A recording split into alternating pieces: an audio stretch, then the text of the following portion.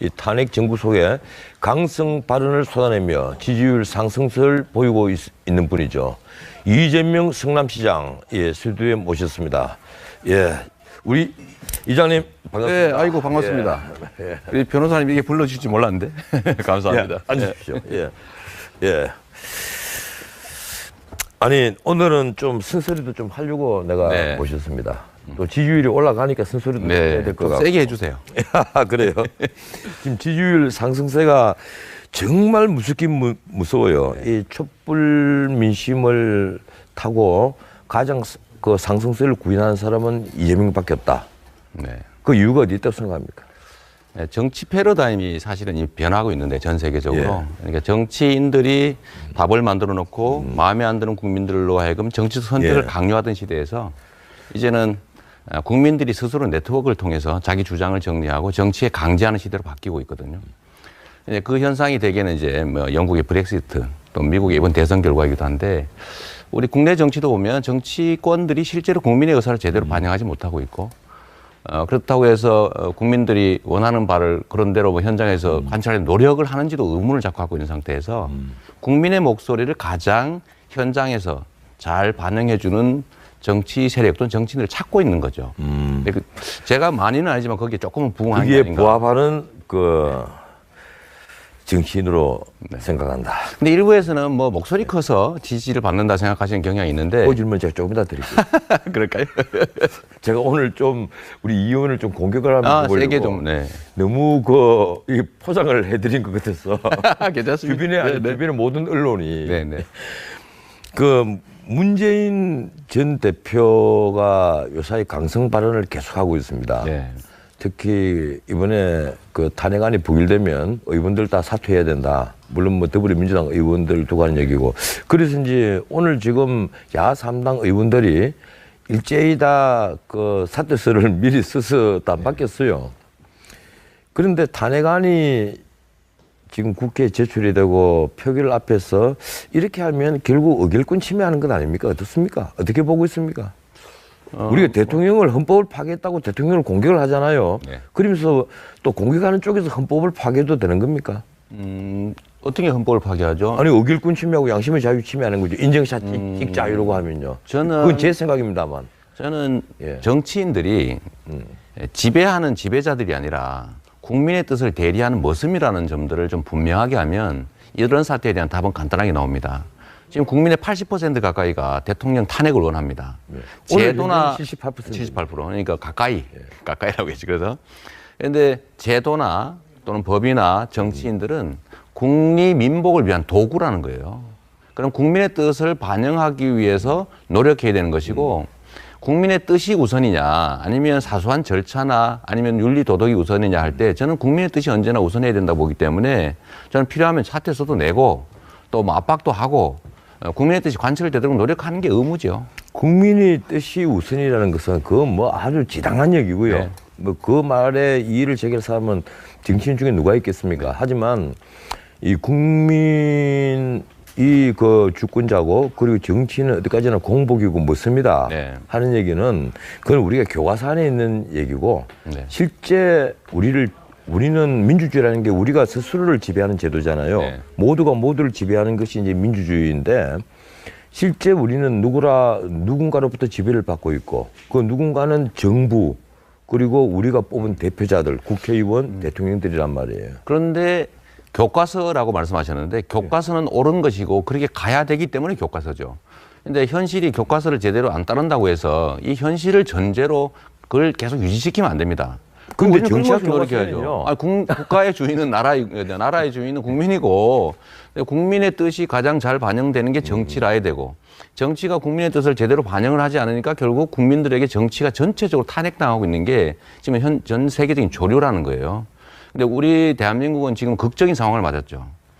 국가를 대표하는 박근혜 대통령이 헌정질서 파괴뿐만이 아니라 보통 사람은 꿈도 꿀 수 없는 중범죄 행위를 했고 거기에 주범이라는 사실이 밝혀졌기 때문에 국민들은 도저히 국가 원수를 인정할 수 없는 상황이다. 내보내자가 3분의 1을 넘어서 80%를 육박하는데 이런 국민의 뜻을 반영하지 않고 그 안에서 예를 들면 국민의 뜻을 배신하면서 그대로 대통령직을 유지하게 하려는 움직임이 있지 않습니까? 예. 그거는 주인을 배신하는 것이고 공직자로서의 의무를 파기하는 것인데 그에 대해서 제재하는 것이 뭐 그리 나쁜 짓이겠어요? 이 대통령을 두고 지금 중범죄자다 그리고 주범이다 이제 이렇게 표현을 했는데 맞잖아. 변호사님도 뭐 아니 잠깐만요. 맞잖아요. 네. 저도 지금 그 다른 방송에서 네. 이 대통령이 주범이다. 그리고 제가 보기로는 이 상태만으로 네. 충분히 이것은 중대한 범죄다. 이 표현은 저도 썼습니다. 그런데 우리 이재명 시장도 법률가잖아요. 네.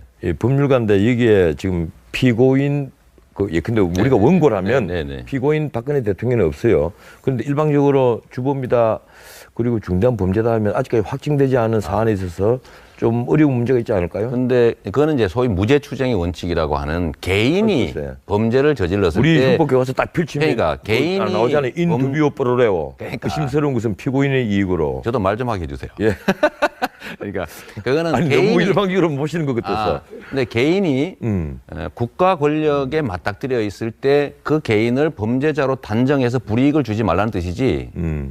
국가 권력을 장악한 일국의 대통령을 무죄 추정의 원칙이라는 이유로 명백하게 드러난 범죄 행위를 아직 유죄 확정 판결 받지 않았으므로 일반 국민과 똑같이 보호해야 된다. 이건 사실 논리 모순이에요. 왜냐하면 아니 이 사안에 이 사건이 사안을 두고 할 때는 그게 대통령이냐 국민이냐 이걸 따질 필요는 없는 거죠. 변호사님 교과서를 어떻게 원고고 어떻게 피고죠. 변호사님은 대통령이라고 해서 교과서 다시 보셔야 돼요. 왜냐하면 무죄 추정의 그렇잖아요. 원칙이란 약자인 국가 권력에 맞닥뜨려 있는 약자를 보호하기 위한 법원이지. 아니 그러면 국가 무죄 권력을 추정의 행사하는 원칙은 아니 잠깐만 이 굉장히 중요한 문제인데 무죄 추정의 원칙은 그럼 대통령이나 국회의원이나 강자에게는 통하지 않는다는 거죠. 아니죠. 그 사람들은 적용 안 되는 겁니까? 형사처벌을 하는 법정에서 얘기인 것이고. 그럼 이게 저는 대통령이 잠깐 있어 보세요. 중대한 범죄 주범 이건 그러니까 형사적인 문제 아니에요? 대통령이 청와대를 나오는 순간에 저는 체포해야 된다고 보는 사람이고요. 그때는 민간인 아닙니까?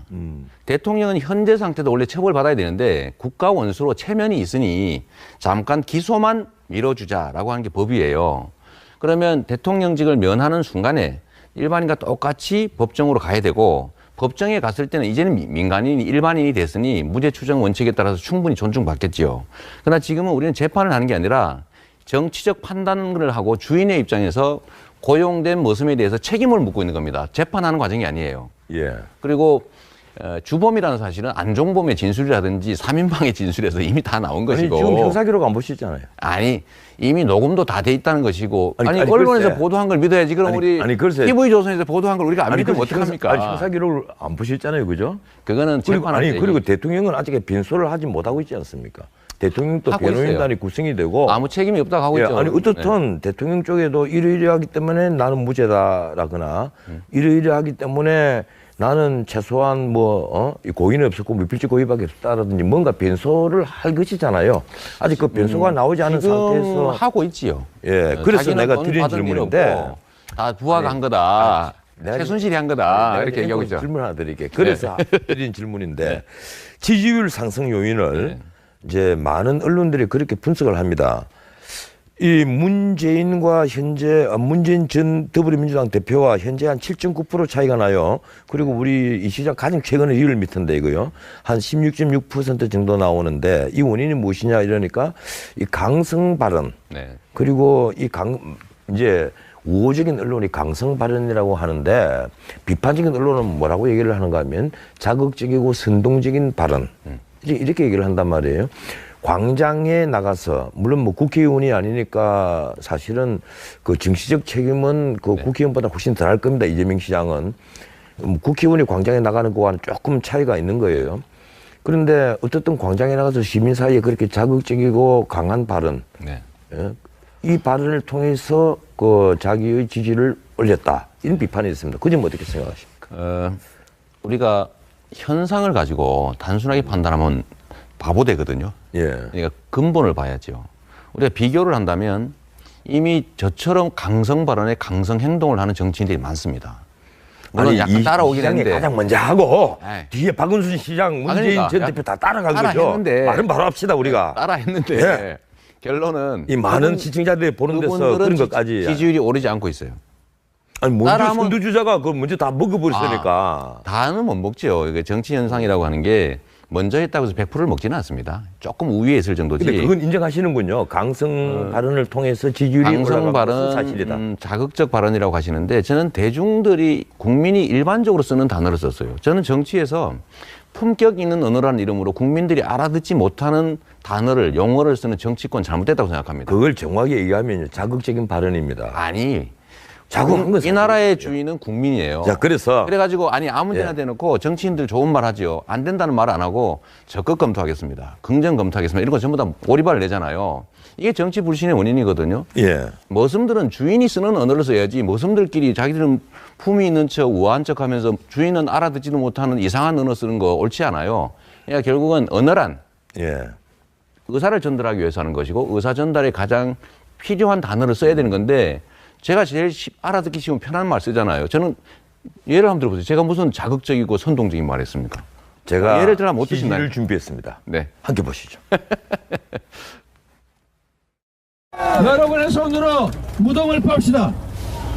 우리의 손으로 그를 잡아 역사 속으로 박정희의 유해 옆으로 보내줍시다, 여러분. 박근혜와 함께 그를 호위하는 새누리당과 함께 그리고 이 모든 사태의 뿌리인 재벌 기득권자들과 함께 역사의 그 무덤 속으로 보내버립시다, 여러분. 미필적 고의 뭐 이런 정도는 상당히 갈 수 있을 것 같고 대통령 컨트롤 타워가 아니다 이런 이상한 정도만 다 모으면 이 저는 일단 업무상 과실치사다 이거 직무유기했고 최소한 한 거고요. 저는 최대치로는 고의적 살인 내 가능성도 있다. 제가 사실은 이 프로그램 앞에 전원책의 시각이라는 코너가 있습니다. 네. 거기서 한번 이 문제를 한번 짚었어요. 정치인들이 말이 계속 거칠어진다.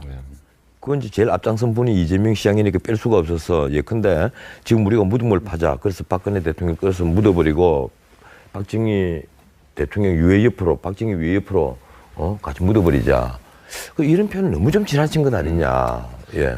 제가 무덤이라는 것은 은유적 표현이죠. 역사의 은유적 무덤. 표현을 하셨겠지만 제가 그걸 모르는 바 아니에요. 하지만 앞에 광장에 가득 찬 시민들은 그걸 은유적으로 문학적으로 이해를 하느냐 알레고리로 안 듣는단 말이에요. 그렇게 안 들리는 사람이 그렇게 안 듣는 것이고 우리가 그건 무슨 조족지혈이라는 얘기예요? 표현하죠. 다들- 조족지혈. 세 발의 피란 얘기하면 안 되죠 원래는. 그냥 이런 것도 그냥 은유적 표현이에요. 아니 역사의 무덤 속으로 보내자. 왜냐하면 실제로 과거입니다. 저는 박정희 대통령 일종의 성도 있고 과도 있죠. 공도 있고 과도 있는 분인데 그렇다고 해서 일방적으로 지금 공적인 측면만 과장하고 이런 인권 침해라든지 군사 쿠데타를 했다는 사실에 대해서 아무 책임지지 않았어요. 그런데 그분의 다음 세대가 지금 대한민국 경영을 5년을 맡았는데 다 망가뜨렸지 않습니까? 근데 이건 사실은 다 망가뜨린 건 아니, 아니고 다 해서 못해야죠. 헌법 질서를 파괴했다 이 정도로 합시다. 범죄행위도 했잖아요. 잘한 것도 좀 있어요. 저는 전부 못 다 찾겠어요. 못한 건 하여튼 그런데 문제는 이게 개인의 역량으로 이 자리에 와서 그 국가 경영을 맡은 게 아니라 사실은 아버지의 그 후광으로. 제가 그 얘기 했다가요 인터넷에 몰매를 한번 맞았어요. 뭐 맞을 건 맞는 거지 뭐 어때요? 내가 그래 됐는데 아버지 후광으로 대통령 된 것 아니냐 이 얘기했다고 혼났다니까. 사실이지요 뭐 아니라고 합니까? 그런데 그 사실은 사실 역사의 일부거든요. 이제는 역사적으로 한 번은 좀 접고 넘어가야 된다. 그런 뜻으로 한 말이에요. 그리고 재벌 얘기도 제가 분명히 드리면 재벌 체제 해체하자고 그랬더니 재벌 기업 없애자는 걸로 잘못 알아듣는 분이 계신데 재벌 가문들이 부당하게 지배권을 행사하고 부당하게 내부 거래하고 부당하게 중소기업 하청계열사 단가 우려치고 기술 탈취하고 해서 부당하게 이익을 얻지 않습니까? 이런 걸 정리해야 되는데 이 정리를 맡고 있는 것이 바로 재벌 체제거든요. 이건 누가 만들었냐면 박정희 시대에 만든 겁니다. 그러니까 이게 다 유물들이거든요. 그래서 그 유물들은 원래 유물의 자리로 가야 된다. 은유적인 상징적 표현들을 너무 그렇게 현실적으로 실체에 관한 얘기로 알아들으니 참 무슨 말을 하겠어요. 아니 그런데 이제 이런 게 있어요. 네. 가령 제 경우를 들자면 내가 노무현 정권 때 그 삼성의 그 편법 상소, 네. 그걸 내가 방송에서 그 노무현 출범 2주년 네. 굉장히 심야 토론에서 굉장히 공격을 했습니다. 내가 아주 뭐 그 여러 군데서 오해를 많이 받았어요. 네. 당신 좌파가 되느냐. 근데 그게 아니란 말이에요. 그 원칙이 예, 그런데 지금 내가 거꾸로, 예, 근데 대기업의 그 어떤 이 활동을 우리가 보장해 줄 것은 보장해 줘야 된다. 그래서 투자를 이끌어내야 된다. 또 이 얘기하면 또 재벌 옹호하느냐는 얘기를 합니다. 그래서 우리가 정치인들이 말 있잖아요. 이 말에 대해서는 아 하는 거고 하는 거고 시민들이 듣기에는 굉장히 민감하게 듣는 거예요. 내가 그래서 오늘 이 시장님의 그 시지를 모으면서 왜 이렇게 자극적이고 선동적인 발언을 계속 할까. 이제 일정 부분 성과는 거뒀어요. 앞으로 계속 하실 겁니까? 저는 바뀌는 게 없어요. 이제 문자 그대로 대권 주자의 강자 3명 반이라고 정 변호사님 올랐는데. 그거 아시죠? 사람이 변하면 죽을 때 됐다는 얘기 그거 아시죠? 그냥 저는 변한 게 없습니다. 그냥 이거를 국민들이 평가해 주는 거거든요. 그래, 근데 변하지 제가 않겠다. 상황에 따라 바꾸면 예. 그건 사실 믿을 수가 없지 않습니까? 저 중도 얘기 자꾸 해서 그런데 전 변호사님 전 진짜 보수라고 생각하거든요. 저도 사실은 내면을 들여다보면 똑같은 보수입니다. 저는 이 나라가 우리가 정한 법대로 정한 규칙대로 이재명 하자는 시장이 것이지. 보수면 내일 해가 서쪽에서 뜹니다. 그거는 이 나라의 보수들이 보수라고 불리는 사람들이 사실은 부정의하고 불법의 편법의 탈법의 사회악을 저지르는 사람들이 이 포장으로 쓰고 있어서 그런 거지. 내가 그러면 사회학 거기는 건전한 보수죠. 그러니까 그 분리해 줘야 된다니까요. 예. 아니, 그리고 잠깐만. 이재명 시장이 스스로 지금 보수적인 정책은 별로 쓰지 않으면서 무슨 스스로를 보수라고 제가 얘기하죠? 이 사회에 구현하고 싶은 제일 중요한 가치는 법 앞에 평등한 법치가 제대로 시행되는 나라입니다. 그럼요. 재벌도 나쁜 짓 하면 처벌된다. 자기 지분만큼만 권한 행사해라. 부당한 내부 거래 하지 마라. 중소기업 탈취하지 마라. 노동법 어기지 마라. 공정한 기회 누리자. 공정한 경쟁이 보장된 시장 경제에 대해서 제대로 만들자. 그리고 자유민주주의 제대로 지키자. 민주공화국의 가치를 제대로 구현되는 나라 만들자. 좋습니다. 아니 근데, 이게 왜 보수입니까? 저는 잠깐만요. 이거에서 벗어난 얘기 한 번도 한 일 없어요. 그까지는 보수 다 맞아요. 우리 보수들도 똑같은 얘기하고 나도 똑같은 얘기합니다. 그러면 그 반대되는 얘기를 함이라도 했습니까? 예, 근데 어떤 거? 우리가 노동자에게 노동 경직성 여기에 대해서 한번 좀 반성을 해달라. 노동윤리에 대해서 한번 생각을 해달라. 그리고 왜 그 비정규직은 생각하지 않으면서 그렇게 정규직 니들만 이익을 다 챙기려 하느냐. 뭐 이런 비판 한 적이 있어요? 이게 정규직에 대한 비판은 제가 안 해도 엄청나게 하고 있으니 누가 합니까? 저는 그거보다 더 중요한 문제가 비정규직과 아니, 민주노총하고 정규직 사이의 임금 친하잖아요. 차이. 안 친해요. 뭘 친해, 친하기는. 아니 민주노총 저는 사람들이 다 한국노총하고 친해요. 함이라도 얘기한 적 있습니까? 그런 문제를? 한국노총하고 친하다니까. 한국노총하고? 그럼. 뭐 한국노총에 그런 문제 얘기한 적 있어요? 그런 얘기하죠. 왜 저는 그렇게 얘기하는 게 너무 당신들은 너무 이익 받는다가 아니고 왜 비정규직 이익을 받는다는 것이 아니라. 비정규직이나 중소기업 노동자나 여기에 대해서 당신들 관심 갖지 않고 당신들만 이익을 챙기려 하냐. 소위 조합이 바로 그 너무 문제예요. 많이 빠지지 예. 않냐. 이 나라의 노동자들이 똑같은 환경에서 똑같은 일을 하고 똑같은 성과를 내면 정규직이라고 이름을 붙였던 비정규직이라고 이름을 붙였던 똑같은 보수를 받아야 되는 게 헌법상의 원칙 아닙니까? 그게 지금 헌법상의 원칙이라고 얘기하지 말고 그 문제는 또 동일 노동, 동일 임금 얘기하는 거 그러니까요. 아니에요? 그러니까 그거를 그 왜 안 얘기가 늘 그 사회민주주의의 가장 근본적인 주장 중에 하나잖아요. 사회민주주의가 아니라 미국에서는 당연한 그래서 거예요. 산별노조 만들고 하는 것이잖아요. 그거는 그 얘기를 왜 이 자리에서 초보적 민주주의지 그거 사회주의하고 아무 관계 없어요. 미국에서 그러면 똑같은 노동하고 그 얘기는 나중에 하기로 하고 네. 우리가 지금 시간이 없으니까. 근데 문제가 내가 그걸 따지자는 것이 네네. 아니고요. 가령 아까 그 재계 혹은 그 기득권층에 대한 여러 가지 그 말씀을 쭉 하지 않았습니까? 네.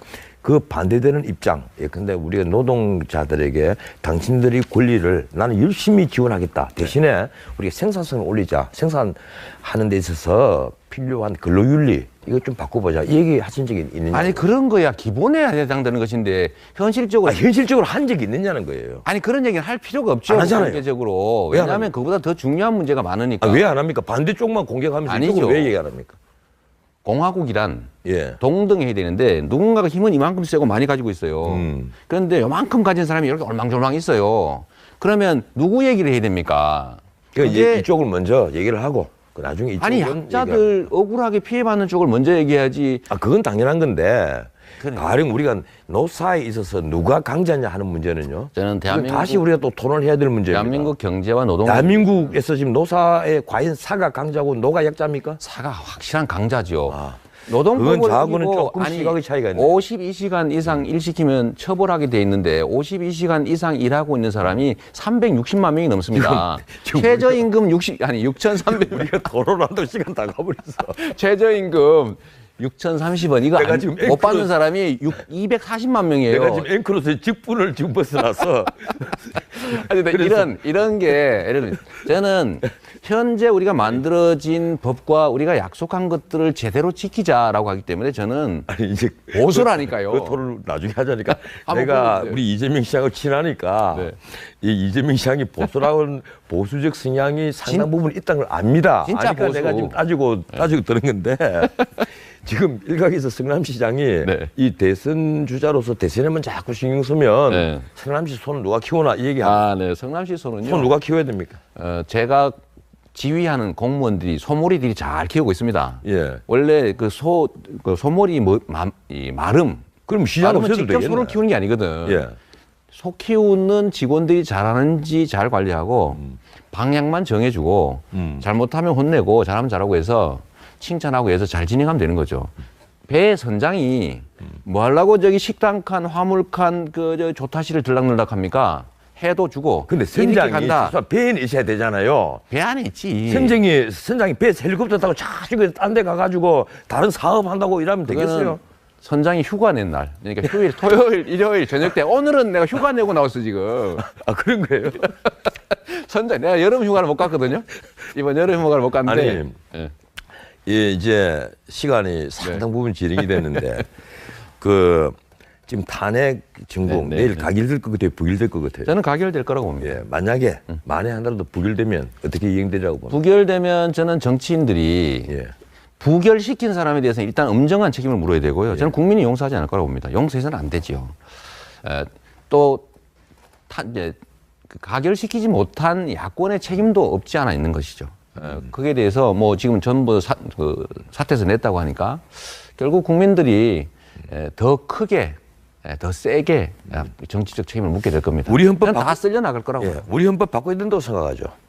좀 뭐 바꿔야죠. 어떤 식으로 의원 내각제로? 저는 의원 내각제를 지금 당장 시행하게 되면 장기적으로 예, 바람직한데 지금은 지금 당장 하게 되면 위험하다. 현재의 이 기득권 잘못된 불합리한 구조가 그대로 유지되고 그다음에 국회가 사실은 대통령보다는 국민의 감시에서 많이 멉니다. 그리고 제가 중시하는 경제 기득권으로부터 사실 더 크게 영향을 받게 되죠. 내용상 저는 중간 그 평가가 가능한 4년 중임제로 하고 대신에 대통령의 권한이 너무 지나치게 강하니까 수평적으로는 다른 국가기관에 좀 나누고 수직적으로는 지방자치분권을 좀 강화하는 형으로 가는 게 맞는데 그냥 권한을 인적 분산을 아니라 기관적 분산을 그렇죠. 해야만 한다. 예. 수평적으로는 기관들에게 수직적으로는 지방자치에게 그건 사실 그 권력 구조에 대해서 공부 안 한 사람은 좀처럼 할 수 있는 얘기 못. 그리고 저는 지금은 사실 개헌 얘기를 할 때가 아니다. 왜냐하면 첫째는 그러면 집안에 불이 나가지고 대통령 선거 치러야 된다고 생각합니까? 저는 그렇게 생각합니다. 그러면 대통령 선거에 나선다면 개헌을 공약으로 내걸 겁니까? 아, 그럼요. 그래서 제가 말씀드린 거는 현재는 집안에 불이 나서 온 국민이 불 끄는데 정신없는데 다음에 국간을 누가 차지할 거냐 논쟁하는 것 자체는 정말 혼날 일입니다. 이게 국민들이 받을 수 없고 두 번째는 이 정치적 기득권자들이 사실은 자기들이 기득권을 다시 회복하기 위해서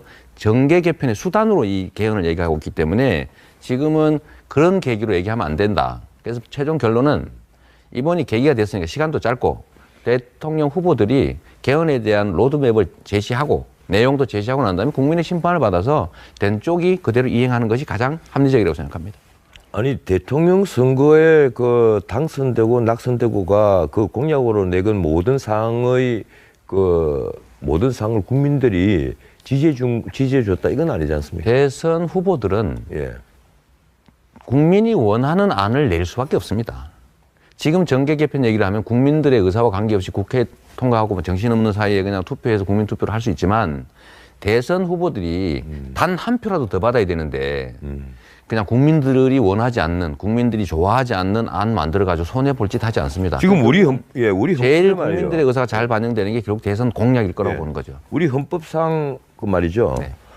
그 국무총리가 국무위원 재청권을 갖고 있고 네. 사실은 이 헌법 조항을 가만히 뜯어보면 처음부터 나는 이 국무총리를 런닝메이트로 예상해서 이 헌법 만든 것 아니냐 맞습니다. 이런 정도 지금 생각을 하고 있거든요. 그렇다면 이 5년 단임제도 잘만 운용하면 나 좋은 제도일 수 있다 나 이 생각을 하는데 제도가 문제가 아니라 그렇습니다. 그래서 모든 지금 문민 정부들이 사실 위헌 정부였다는 거예요. 맞습니다. 국무총리 제도 네. 하나만 보면 만약에 이 출마하면 러닝메이트로 국무총리를 지명하겠습니까? 미리? 지금은 왜 그런가 하면 이번에 아니, 탄핵이 가결돼 버리면 보궐선거 있잖아요. 당선되는 순간부터 대통령이거든요. 저는 그 섀도우 내각을 사실 발표할 필요가 있다고 봅니다. 그래야 국민들이 검증할 수 있어요. 그런데 문제는 우리나라 선거법상 공직을 제시하면 선거법 위반입니다. 그러니까 누구에게 무슨 직을 제시해서 합의하거나 의사표시를 하거나 약속하면 선거법 위반으로 전부 처벌을 받게 돼 있어요. 예. 그 법부터 고쳐야 되고 가능하면 저는 고쳐서 근데 내각들을 미리 발표해 놓는 게 좋다고 생각해요. 이 섀도우 캐비넷 발표하는 거하고 공직을 약속하는 거하고 그건 좀 다른 문제 아니겠습니까? 제가 보기엔 처벌받을 가능성이 많아서 그렇죠. 선관위에다 예. 한번 확인해 보고 저는 가능하면 그렇게 하고 싶어요. 그래서 국민에게 사전에 이게 모든 후보들이 공표를 하는 식으로 하면 훨씬 더 국민들은 이 정권 출범하면 어떤 방향으로 갈 것이다를 미리 알 수 있겠죠. 저는 국무총리뿐만이 아니라 예를 들면 주요 부총리 정도까지도 저는 섀도우 캐비넷으로 발표하는 게 좋다고 봅니다. 아니면 최소 한두 명은 복수로 하나 있더라도. 그게 이제 우리 헌법이 취지에 맞는다고 봐야 되겠죠. 맞습니다. 왜냐하면 아까 말씀하신 것처럼 헌법에 분명히 그 총리도 권한이 많거든요. 문제는 안 지켰습니다. 재청권도 실제로 행사한 게 아니라 그냥 형식만 갖추는 거죠. 근데 제대로 법대로만 하면 문제가 없습니다. 그건 다 위원 정부잖아요. 그렇습니다. 바로. 그런데 왜 그때는 왜 다 탄핵을 안 했을까요? 그거는 대통령을 소위 대통령이 자리에서 내쫓을 만한 것까지는 아니라고 봤겠지요. 아니, 사안의 중대성이 헌법에 있어서 핵심적인 통치 구조의 기본 틀을 다 어겼는데.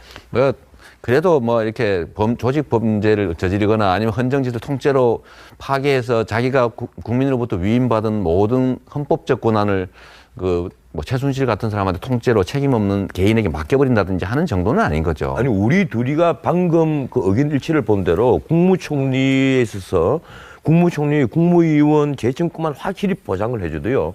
제왕적 대통령은 거리가 먼 제도입니다. 맞습니다. 그래서 지금 헌법 개정 얘기 자꾸 하면서 제왕적 대통령제 얘기를 하는데 대통령제가 문제가 아니라 대통령이 문제였던 겁니다. 즉 제도가 문제가 아니라 사람이 문제였던 것이고 그보다는 주변 환관과 내시가 더 문제인 다 것 포함해서 아닙니까?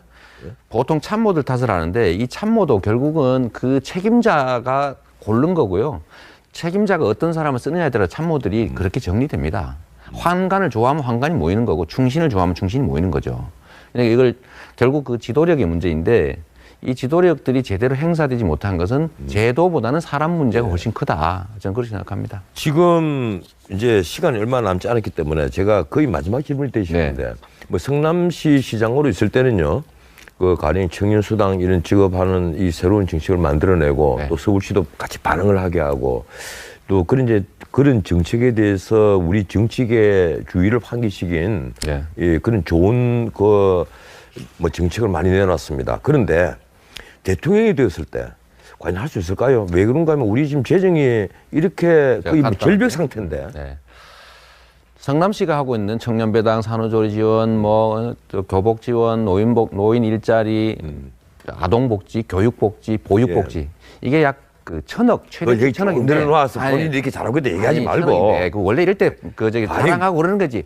근데 성남시 일을 들어보세요. 서울시가 할 수 있겠냐 말이에요. 이게 서울시가 1인당 대한민국이 10만 원이 안 됩니다. 그렇잖아요. 1,000억이네 100만 명 아닙니까? 정부에서 전부 하는데 5천만 명이니까 5조 원이 안 들어요. 근데 내년 국가 예산이 일반 회계 내년 본 예산이 400조 원입니다. 400조 5천억입니다. 네, 400조인데 1.2%만 할 수 있어요. 그런데 1.2% 예산 만드는 1시간이면 됩니다. 매년 국가 부채가 60조씩 늘잖아요. 그거는 무능해서 그렇습니다. 무능하고 무능해서 그렇습니까? 지금 세제로 돈이 안 그치는데. 그게 뭐 4대강 사업하고 국세청 무능한 거예요? 아니죠. 거둔 돈을 4대강이니 자원외교니 방위비리니 지금 MB 정부 시절 지금 얘기를 합니다. 지금도 마찬가지입니다. 창조경제 한다고 수십조 날렸잖아요. 그 점은 오늘 지금 다음에 한 달 뒤에 아니, 조선일보에서 보도한 건 내가 얘기한 건데 왜 이러세요? 한 달 뒤에 한 달 동안 합시다. 뭔가 경제에 있어서는 딴 거는 많이 공부하신 것 같은데 지금 우리 세제 수치에 대해서는 아직까지 공부를 조금 적게 하신 것 같아요. 160조 원 가까이 필요했는데 한 달 동안 숙제 드릴게요. 공부해서 한 달 뒤에 다시 만납시다. 공부 안 했다고 자꾸 이렇게 기정사실 할 거예요?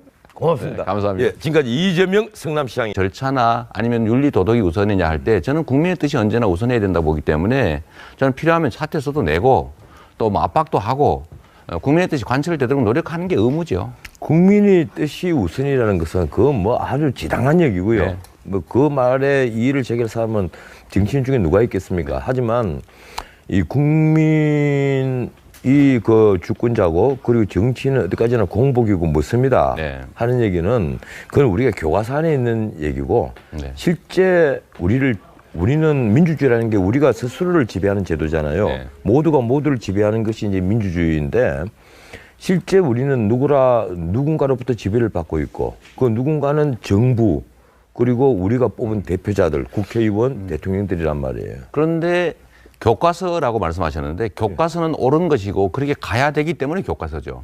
근데 현실이 교과서를 제대로 안 따른다고 해서 이 현실을 전제로 그걸 계속 유지시키면 안 됩니다. 근데 우리는 정치학 그런 것을 노력해야죠. 교과서는요. 국가의 주인은 나라의 주인은 국민이고 국민의 뜻이 가장 잘 반영되는 게 정치라 해야 되고 정치가 국민의 뜻을 제대로 반영을 하지 않으니까 결국 국민들에게 정치가 전체적으로 탄핵당하고 있는 게 지금 전 세계적인 조류라는 거예요. 근데 우리 대한민국은 지금 극적인 상황을 맞았죠. 국가를 대표하는 박근혜 대통령이 헌정질서 파괴뿐만이 아니라 보통 사람은 꿈도 꿀 수 없는 중범죄 행위를 했고 거기에 주범이라는 사실이 밝혀졌기 때문에 국민들은 도저히 국가 원수를 인정할 수 없는 상황이다. 내보내자가 예. 이 탄핵 정부 속에 강성 발언을 쏟아내며 지지율 상승세를 보이고 있는 분이죠. 이재명 성남시장 스튜디오에 모셨습니다. 예, 우리 이장님 반갑습니다. 네, 아이고 반갑습니다. 예. 우리 변호사님 이게 불러주실지 몰랐는데 감사합니다. 예, 앉으십시오. 예. 예. 아니 오늘은 좀 쓴소리도 좀 하려고 내가 네. 모셨습니다. 또 지지율이 올라가니까 쓴소리도 좀 해야 될 것 좀 같고. 세게 해주세요. 그래요. 지금 지지율 상승세가 정말 무섭긴 무서워요. 이 촛불 민심을 타고 가장 그 상승세를 구인하는 사람은 이재명밖에 없다. 네. 그 이유가 어디 있다고 생각합니까? 네, 정치 패러다임이 사실은 이미 변하고 있는데 전 세계적으로 예. 그러니까 정치인들이 답을 만들어 놓고 마음에 안 드는 국민들로 하여금 정치 선택을 예. 강요하던 시대에서 이제는 국민들이 스스로 네트워크를 통해서 자기 주장을 정리하고 정치에 강제하는 시대로 바뀌고 있거든요. 이제 그 현상이 대개는 이제 뭐 영국의 브렉시트 또 미국의 이번 대선 결과이기도 한데 우리 국내 정치도 보면 정치권들이 실제로 국민의 의사를 제대로 반영하지 못하고 있고 그렇다고 해서 국민들이 원하는 바를 그런 대로 뭐 현장에서 관찰하는 노력을 하는지도 의문을 자꾸 갖고 있는 상태에서 국민의 목소리를 가장 현장에서 잘 반영해주는 정치 세력 또는 정치인들을 찾고 있는 거죠. 제가 많이는 아니지만 거기에 조금은 부응한 게 그게 아닌가. 부합하는 그 정치인으로 생각한다. 근데 일부에서는 뭐 목소리 커서 10분의 1을 넘어서 80%를 육박하는데 이런 국민의 뜻을 반영하지 않고 그 안에서 예를 들면 국민의 뜻을 배신하면서 그대로 대통령직을 유지하게 하려는 움직임이 있지 않습니까? 예. 그거는 주인을 배신하는 것이고 공직자로서의 의무를 파기하는 것인데 그에 대해서 제재하는 것이 뭐 그리 나쁜 짓이겠어요? 이 대통령을 두고 지금 중범죄자다 그리고 네.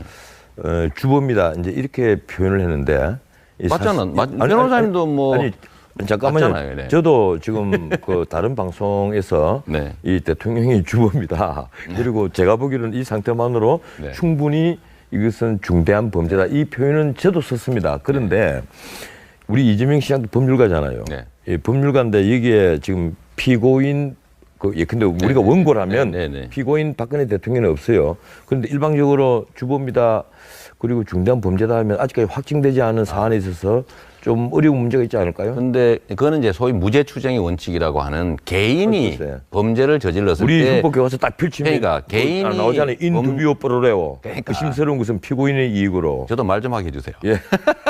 그러니까 그거는 아니 개인이 너무 일방적으로 모시는 것 같아서. 근데 개인이 국가 권력에 맞닥뜨려 있을 때 그 개인을 범죄자로 단정해서 불이익을 주지 말라는 뜻이지. 국가 권력을 장악한 일국의 대통령을 무죄 추정의 원칙이라는 이유로 명백하게 드러난 범죄 행위를 아직 유죄 확정 판결 받지 않았으므로 일반 국민과 지지를 받는다 생각하시는 경향이 있는데 그 질문 제가 조금 더 드릴게요. 그럴까요? 제가 오늘 좀 우리 이 의원을 좀 공격을 하면 해보려고 세게 좀 너무 이 포장을 해드린 것 같아서 괜찮습니다. 주변의 모든 언론이 네네. 그 문재인 전 대표가 요사이 강성 발언을 계속하고 있습니다. 네. 특히 이번에 그 탄핵안이 부결되면 의원들 다 사퇴해야 된다. 물론 뭐 더불어민주당 의원들 두고 하는 얘기고. 그래서 이제 오늘 지금 야 3당 의원들이 일제히 다 그 사퇴서를 미리 써서 다 바뀌었어요. 그런데 탄핵안이 지금 국회에 제출이 되고 표결 앞에서 이렇게 하면 결국 의결권 침해하는 것 아닙니까? 어떻습니까? 어떻게 보고 있습니까? 우리가 대통령을 헌법을 파괴했다고 대통령을 공격을 하잖아요. 네. 그러면서 또 공격하는 쪽에서 헌법을 파괴해도 되는 겁니까? 어떻게 헌법을 파괴하죠? 아니 의결권 침해하고 양심의 자유 침해하는 거죠. 인정샷 찍자 이러고 하면요. 그건 제 생각입니다만. 저는 예. 정치인들이 지배하는 지배자들이 아니라 국민의 뜻을 대리하는 모습이라는 점들을 좀 분명하게 하면 이런 사태에 대한 답은 간단하게 나옵니다.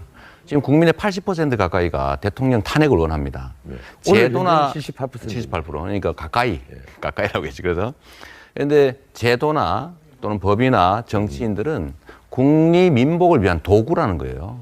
그럼 국민의 뜻을 반영하기 위해서 노력해야 되는 것이고 국민의 뜻이 우선이냐 아니면 사소한 똑같이 보호해야 된다. 이건 사실 논리 모순이에요. 왜냐하면 아니 이 사안에 이 사건이 사안을 두고 할 때는 그게 대통령이냐 국민이냐 이걸 따질 필요는 없는 거죠. 변호사님 교과서를 어떻게 원고고 어떻게 피고죠. 변호사님은 대통령이라고 해서 교과서 다시 보셔야 돼요. 왜냐하면 얘기예요? 무죄 추정의 그렇잖아요. 원칙이란 약자인 국가 권력에 맞닥뜨려 있는 약자를 보호하기 위한 법원이지. 아니 그러면 국가 무죄 권력을 추정의 행사하는 원칙은 아니 잠깐만 이게 굉장히 중요한 문제인데 무죄 추정의 원칙은 그럼 대통령이나 국회의원이나 강자에게는 통하지 않는다는 거죠? 아니죠. 그 사람들은 적용 안 되는 겁니까? 형사처벌을 하는 법정에서 얘기인 것이고. 그럼 이게 저는 대통령이 잠깐 있어 보세요. 중대한 범죄 주범 이건 그러니까 형사적인 문제 아니에요? 대통령이 청와대를 나오는 순간에 저는 체포해야 된다고 보는 사람이고요. 그때는 민간인 아닙니까? 대통령은 현재 상태도 원래 처벌받아야 되는데 국가 원수로 체면이 있으니 잠깐 기소만 미뤄주자라고 하는 게 법이에요. 그러면 대통령직을 면하는 순간에 일반인과 똑같이 법정으로 가야 되고 법정에 갔을 때는 이제는 민간인이 일반인이 됐으니 무죄 추정 원칙에 따라서 충분히 존중받겠지요. 그러나 지금은 우리는 재판을 하는 게 아니라 정치적 판단을 하고 주인의 입장에서 고용된 모습에 대해서 책임을 묻고 있는 겁니다. 재판하는 과정이 아니에요. 예. 그리고 주범이라는 사실은 안종범의 진술이라든지 3인방의 진술에서 이미 다 나온 것이고. 아니, 지금 형사기록 안 보시잖아요. 아니 이미 녹음도 다 돼 있다는 것이고. 아니 언론에서 글쎄. 보도한 걸 믿어야지. 그럼 우리 글쎄. TV조선에서 보도한 걸 우리가 안 믿으면 어떡합니까? 형사기록을 안 보셨잖아요, 그죠? 그거는 재판할 때 그리고 대통령은 아직